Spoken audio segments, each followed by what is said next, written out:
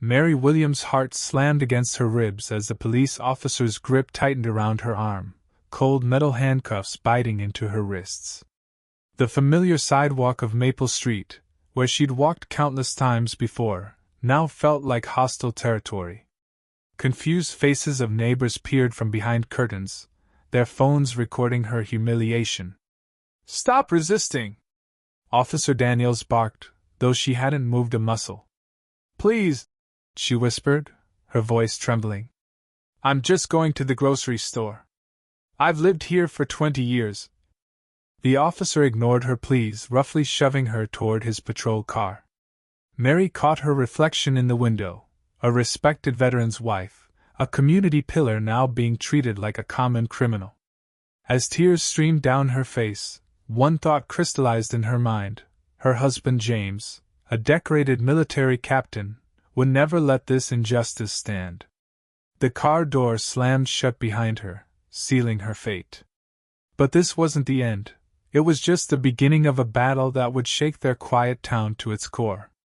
Captain James Williams had spent 25 years commanding troops through war zones, but nothing had prepared him for the battle he now faced on American soil. His hands trembled as he gripped his phone, reading the text message about his wife's arrest. Mary, the woman who'd supported him through 3 deployments, and who volunteered at the local church every Sunday, was sitting in a jail cell. James paced their colonial-style home, a testament to their American dream, earned through his military service and Mary's careful planning. Photos lined the walls: their wedding day, his retirement ceremony, Mary's community service award. Each image reflected a life built on honor and respect, values that seemed meaningless now. At 52, James carried himself with the same rigid posture that had earned him respect in the military. His salt and pepper hair was still regulation short, and his morning routine hadn't changed since retirement. Up at 0500, 5-mile run, breakfast with Mary at 0700. She would leave for grocery shopping while he attended veteran support meetings, their clockwork life a source of comfort after years of military uncertainty. But today, that routine lay shattered. Mary had somehow become a target with her gentle smile and iron will. James knew his wife, her methodical nature, her habit of double-checking locked doors, her meticulous accounting of their household budget. The idea that she could be involved in a robbery was absurd. The phone rang again. It was Henry Walker, his former squad mate and closest friend in town. "Just heard about Mary," Henry said, his voice grim. "What's the plan, Captain?" James straightened his spine, military training kicking in. He'd led men through firefights and ambushes. Now he needed that same tactical precision to free his wife. Mary had always been his anchor, the steady force behind his successful military career. Now it was his turn to fight for her. "We're going to war," James replied, his voice steady despite the rage building inside. "But this time, the enemy wears a badge." James burst through the police station doors, his military bearing evident in every step. The front desk officer straightened instinctively, responding to the command presence that radiated from James's rigid posture. Behind the desk, a nameplate read, "Officer Thompson." "I'm here about my wife, Mary Williams," James stated, his voice controlled despite the fury churning inside. "She was wrongfully arrested this morning." Officer Thompson tapped at his computer, his expression carefully neutral. "Ah, yes, Mrs. Williams. She's being held pending investigation of a robbery at Mason's convenience store." "That's impossible," James said, leaning forward. "My wife has never committed a crime in her life.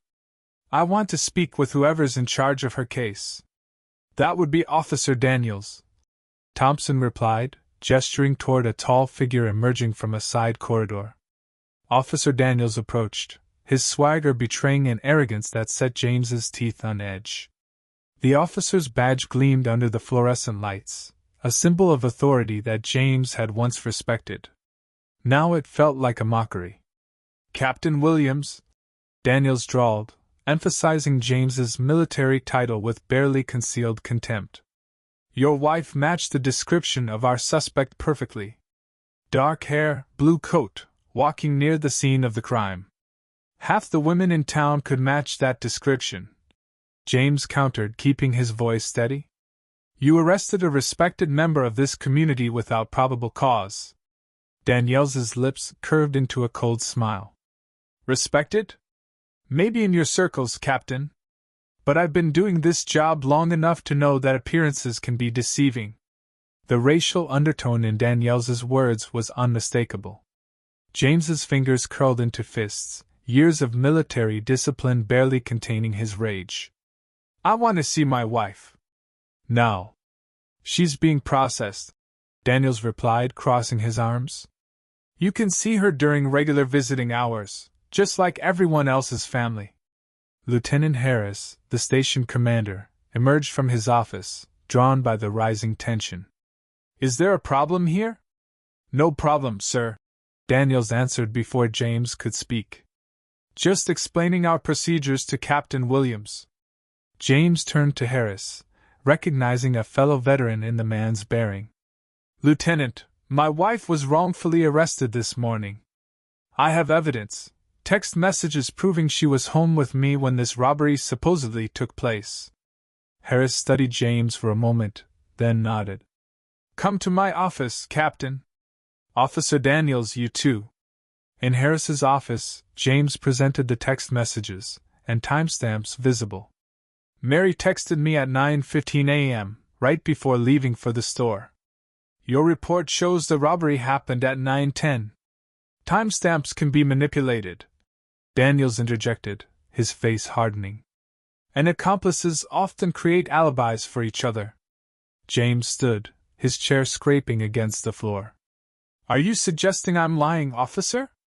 "I'm suggesting that no one's above suspicion," Daniels replied, hand resting casually on his holster, a gesture that didn't go unnoticed by James.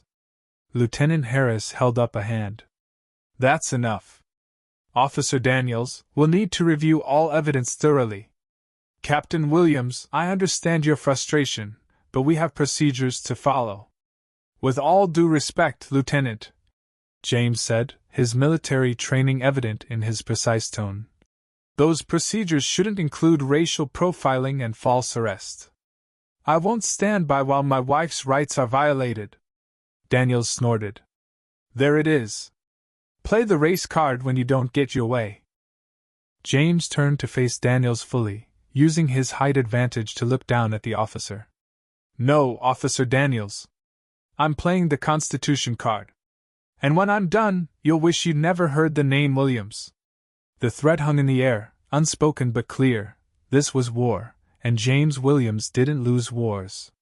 James sat in Samantha Lewis's law office, studying the documents spread across her desk. The veteran attorney's reputation for taking on police misconduct cases had drawn him here, and her fierce expression as she reviewed Mary's case file confirmed he'd made the right choice. "They're trying to bury this," Samantha said, tapping a stack of incident reports. "I've requested Officer Daniels's disciplinary records 3 times. Each time, they claim the files are under review. Can they do that?" James asked, his military training making him bristle at such obvious stonewalling. "They shouldn't, but they are." Samantha leaned back, her eyes narrowing. "But here's what's interesting. I've been getting calls from other people Daniels has targeted. Your wife's case is making waves." A knock at the door interrupted them. Henry Walker entered, followed by a young black woman James didn't recognize. "Captain," Henry said, "this is Lisa Thompson. She has a story you need to hear." Lisa's hands trembled as she sat down. "Officer Daniels arrested my brother last year. The same thing, claimed he matched a suspect description. By the time we proved Marcus's innocence, he'd lost his job and his apartment." James's jaw tightened. "What happened to Daniels?" "Nothing," Lisa replied bitterly. "The department cleared him of wrongdoing. Said it was a reasonable mistake." Samantha was already taking notes. "This establishes a pattern. How many others are there, Henry?" "At least 5 that I've found," Henry answered, pulling out his phone. "All minorities, all wrongfully arrested, All cleared later with minimal apologies. Daniels keeps his badge, and the cycle continues. James stood, pacing the office. The military had taught him that the best defense was a good offense. We need to go public. That's risky, Samantha warned. The department will close ranks. They'll dig into your past, Mary's past, looking for anything to discredit you. Let them try, James replied. I served this country for 25 years. Mary's record is spotless. What are they going to find? The door opened again, and Officer Grayson, the young cop who'd shown Mary kindness during her arrest, slipped in. His uniform was wrinkled, his expression nervous. Captain Williams, I shouldn't be here, he said, glancing over his shoulder. But you need to know, Daniels is falsifying evidence. He's trying to modify the convenience store's security footage, make it harder to see the real suspect. The room fell silent. Tampering with evidence crossed a line that even the department couldn't ignore. Can you prove it? Samantha asked sharply. Grayson nodded. I made copies of the original footage. But if they find out, they won't, James assured him. We protect our own. Samantha was already reaching for her phone. I'm calling Judge Martinez. We need a preservation order for all evidence, immediately. But they were too late. When they arrived at the police station with the court order, Lieutenant Harris met them with rehearsed regret. Unfortunately, there was a system malfunction. Some files were corrupted, including the security footage. James felt the familiar cold focus of combat settling over him. That's convenient. These things happen, Harris replied, not meeting his eyes. Back in Samantha's office, the team regrouped. They're getting sloppy, Henry observed. Desperate. Good, James said. Desperate people make mistakes. Lisa's phone buzzed, a text from her brother. Marcus says Daniels just pulled someone else over. Another bogus stop. Not this time, James declared. He grabbed his keys. Where? James, Samantha cautioned. If you interfere with a police stop. I'm not interfering. I'm documenting. He held up his phone. The public has a right to film police activity. They taught us about constitutional rights in the military, too. When James arrived at the scene, Daniels had a young Hispanic man spread-eagled against a car. The man's terrified family watched from inside the vehicle, a child crying in the back seat. James started recording, his steady hands capturing every moment of Daniels's aggressive behavior. The officer's head snapped up when he noticed James. This is a police operation, Daniels barked. Clear the area! I'm on public property, James replied calmly, continuing to film. And I'm making sure this gentleman's rights are respected. Daniels's face contorted with rage. He grabbed his radio. Dispatch, I need backup. I have an interference situation. But it was too late. Other phones had appeared, and other witnesses gathered. Daniels looked around, realizing he was now the center of attention. Grudgingly, he let the young man go with a warning. The video went viral within hours. Local news stations picked up the story, connecting it to Mary's arrest. #Justice for Mary started trending on social media. The department's phone lines were flooded with calls demanding action. That evening, James received an unexpected visitor, Captain Stevens, his former commanding officer. The older man's face was grim. You've stirred up a hornet's nest, James, Stevens said, accepting a cup of coffee. The mayor's office is getting involved. They're worried about civil rights lawsuits. Good, James replied. Maybe now they'll take this seriously. Stevens studied him carefully. The department's offering a deal. They'll drop all charges against Mary if you agree to stop pursuing the complaint against Daniels. James set his coffee down, anger rising. They're trying to buy our silence? They're trying to make this go away quietly, Stevens corrected. Think about Mary. She's been through enough. For a moment, James wavered. Mary was exhausted, the trauma of her arrest leaving deep scars. But then he remembered Lisa's brother, the young man from today, and all the others who hadn't had someone to fight for them. No deal, he said firmly. This isn't just about Mary anymore. It's about making sure Daniels never does this to anyone else. Stevens nodded, a hint of pride crossing his features. I thought you'd say that. That's why I brought this. He pulled out a thumb drive. Internal Affairs reports on Daniels going back 5 years. Someone inside wants the truth to come out. James stared at the thumb drive, realizing the stakes had just risen dramatically. This wasn't just about one corrupt officer anymore. It was about systemic failure, about a department that had enabled and covered up years of abuse. We're going to need more lawyers, he said finally. Stevens smiled grimly. Already taken care of. I've got a whole team of civil rights attorneys ready to move. The question is, are you ready for what comes next? They're going to fight back hard. James thought of Mary, of Lisa's brother, of all the others. Bring it on. Some fights are worth the cost. The Internal Affairs investigation into Officer Daniels hit a wall when key witnesses suddenly went silent. James found Lisa Thompson waiting at his door one evening, her face pale with fear. They threatened Marcus's new job, she whispered. Said they'd make sure he never works in this town again if I testify. Before James could respond, his phone buzzed with an urgent text from Officer Grayson. Meeting now.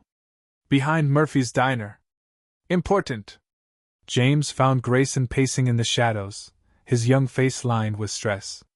They know I made copies of the footage. Daniels has friends in cybercrimes. They traced the file transfer. Are you in danger? They're transferring me to traffic duty in the worst district. But that's not why I called. Grayson handed James a flash drive. Daniels keeps a private log of his arrests. Race, location, charges, everything. He's proud of it. This is his trophy list. The data revealed a shocking pattern. Over 80% of Daniels' arrests involved minorities, with more than half the charges later dismissed.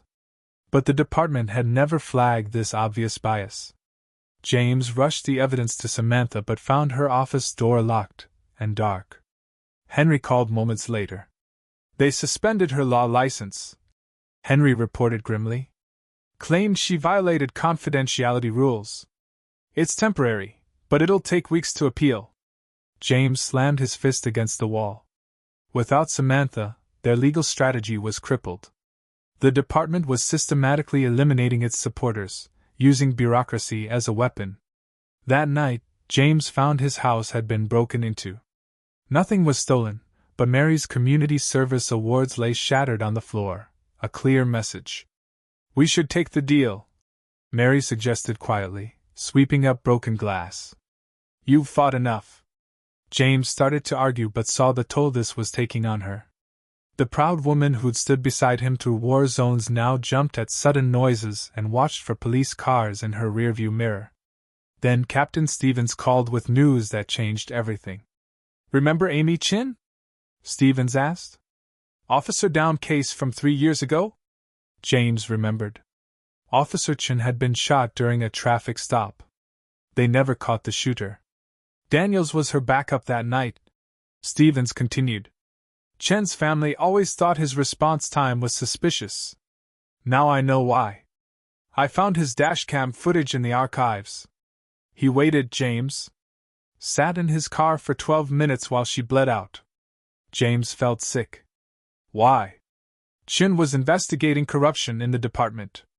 She'd focused on officers targeting minorities, falsifying evidence.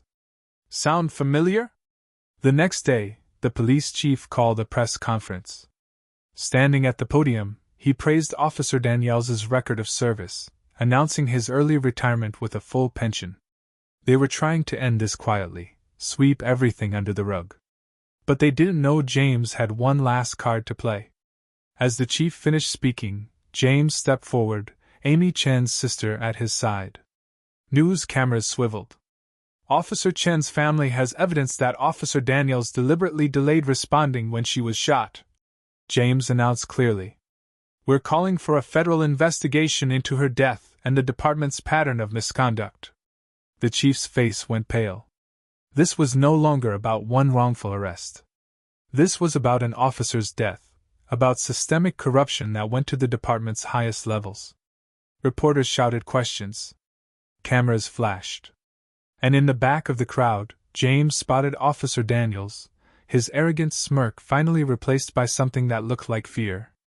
But their victory was short-lived. That evening, James received a photo on his phone, Mary walking home from the grocery store, taken through a rifle scope. The message read, "Back off, or next time we won't just break your windows." James stared at his phone, ice in his veins. He'd led men through combat and faced enemy fire, but this was different. This was Mary's life in the crosshairs. The question now wasn't just about justice. It was about survival. James called an emergency meeting at Henry's house, gathering their remaining allies. Mary sat close to him, her hand gripping his tightly. Samantha, recently reinstated after winning her appeal, spread documents across the coffee table.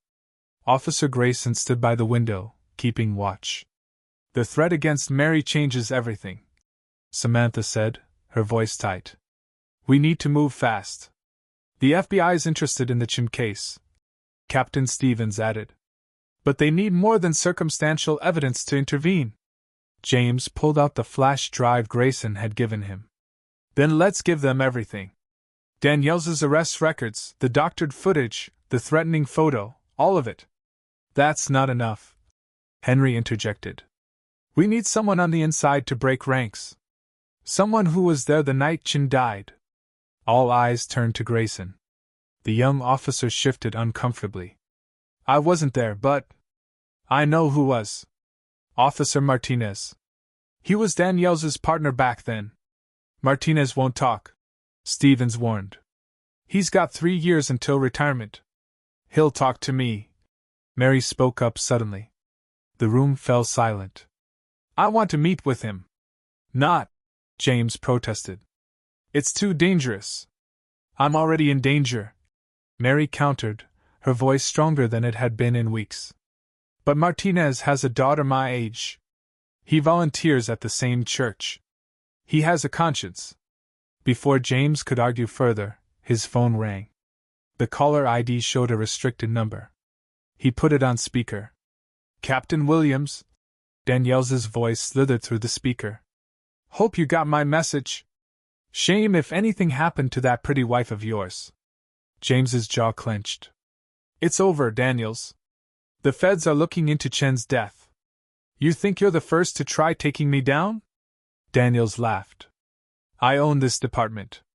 By tomorrow morning, every piece of evidence you have will disappear. And if you push this, Mary won't be the only one in my scope." The line went dead.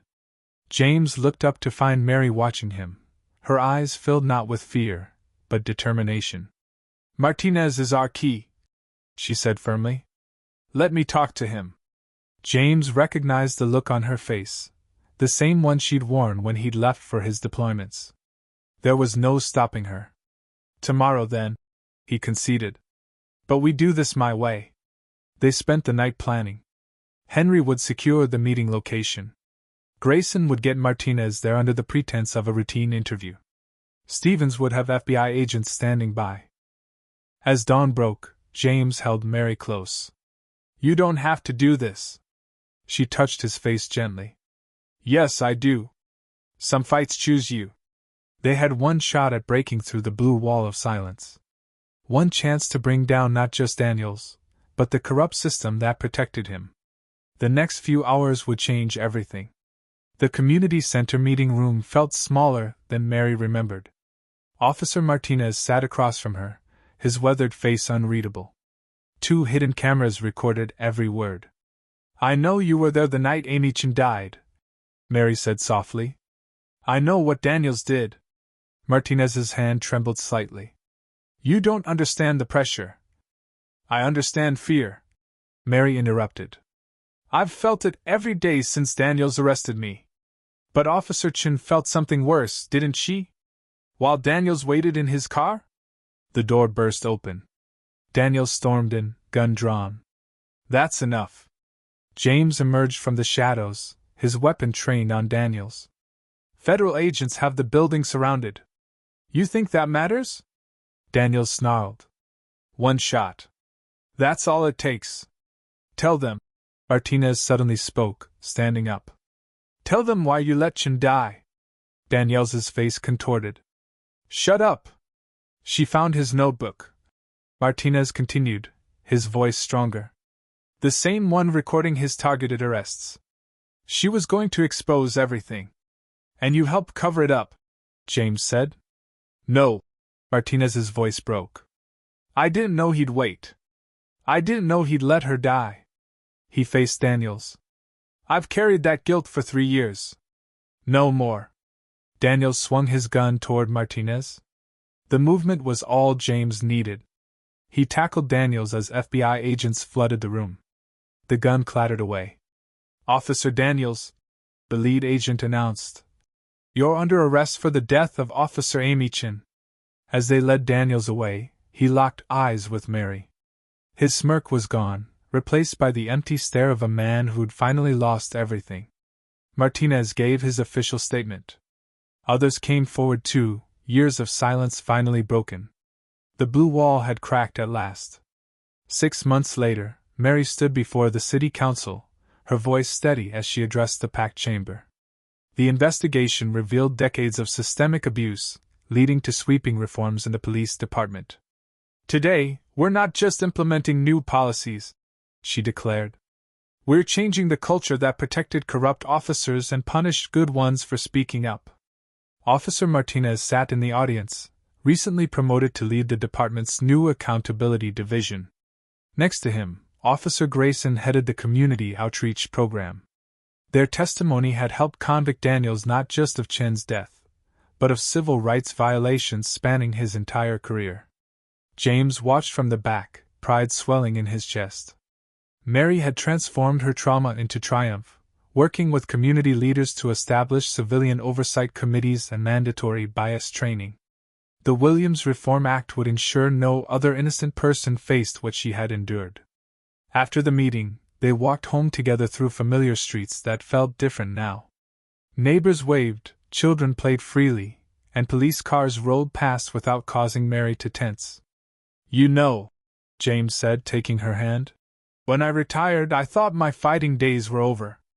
Mary smiled, the strength back in her eyes. Some battles choose you. But it's not what knocks you down that matters, it's who stands beside you when you rise again. They reached their front porch, where fresh awards had replaced the ones Daniels's men had shattered. But more meaningful than any plaque was the change they saw in their community: trust rebuilding, wounds healing, justice prevailing. The war was over. They had won. Spot the key moments where this case turned in Mary's favor. Tell us which scene impacted you most, from the initial arrest to the final reform bill. Like and share to spread awareness about police accountability. Did this story of justice and corruption keep you on edge? Hit subscribe and turn on notifications to follow more compelling tales of ordinary people fighting extraordinary battles. Our next investigation into police reform video will be uploaded soon.